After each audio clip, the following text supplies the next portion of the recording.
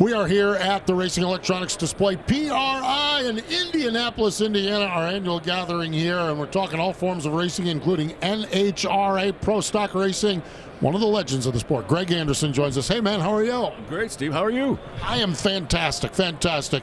This show, as a guy that's been around for a day or two in this sport, what is this show like for you as you walk the floors? Well, first of all, it's a must. You can't miss it. You got to be here, and you know, this time of year for us, Steve, we're home trying to build another horsepower, 2 more horsepower. That's the goal over these next 2 months. Try to find something to make more power, make your race car the bomb when you come out next year, because if you don't find power over the winter, you don't have a good winter, it's going to be a long year of racing. So very important time of year. We come here to get new ideas, to meet with all our current vendors, new vendors, look at new ideas, new thoughts, and basically jar our minds to think of a different avenue and try and find that elusive horsepower. So very important for us to be here, and haven't missed one in a lot of years and don't see that coming. It's very important for us. Do you see in other forms, like if you were to look at something, maybe there's a sprint car or a dirt late model, is your mind always thinking, how can we apply this to the pro stock car? Absolutely. There's a lot of changeover. You can learn something from everybody. That's really the simple truth. And racers are racers. You know, they're all looking to make a better mousetrap. That's really the bottom line for a racer. How can I be a better driver? How can I make my race car better? How can I make my engine better? It doesn't matter if it's a sprint car, a drag car, any kind of car. That's the goal. So we all can learn from each other. And the people that don't open their eyes to that and don't realize that and don't try to capitalize on it, they're going wrong. You're absolutely right about that.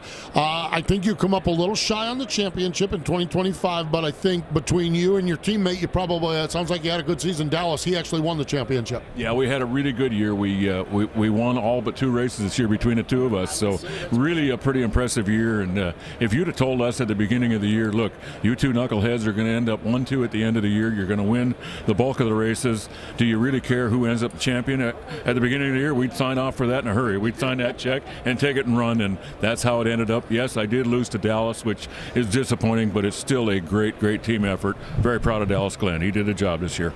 What is it like to go to the racetrack being the guy? And I ask, so we get NASCAR Cup drivers or whoever on a roll, and whether you're a street stock driver at your local track, what is it like to be in the middle of being that team that everybody just knows, man, if we're got a shot at winning this, it's got to go through that team? Yeah, well, I love that. That's the goal, to be that guy, to be that team that everybody hates or everybody wants to beat, everybody wants to take down. I love having a target on my back. And the times that you don't have that, when you're the other side, the underdog, it's not as much fun. I love being the villain. I love being that guy that people love to hate. So, yes, we're there right now. The bottom line is, how do we stay there? That's the key.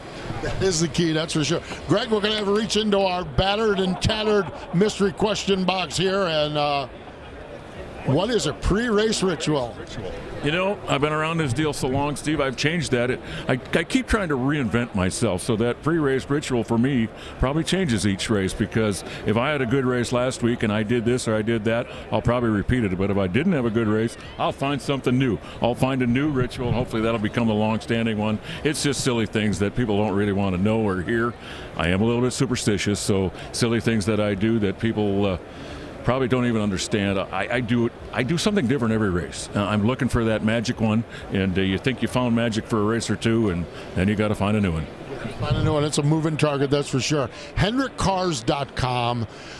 We all know Rick Hendrick. We all know the Hendrick legacy in motorsports. What is it like for you in the pro stock world to be able to carry those colors that mean so much to so many people? Well, it's a badge of honor, honestly, to wear the brand, and not only wear the brand, but to have the relationship we have with the Hendrick Group, and that goes right from the top on down, from Mr. H all the way down through everyone that works at that race shop.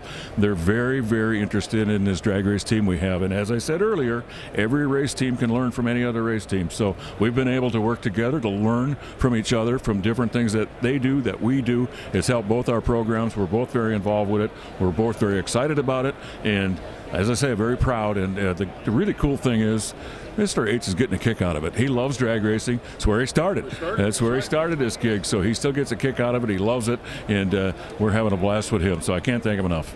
I'll tell you what, when the phrase Mr. H is getting a kick out of it, that's always pretty good, and that's really cool. Greg, appreciate you swinging by and catching up with us. We appreciate the time. You're very welcome. Thanks for having me by. Greg Anderson, NHRA Pro Stock Racer, joining us here in the Racing Electronics Display.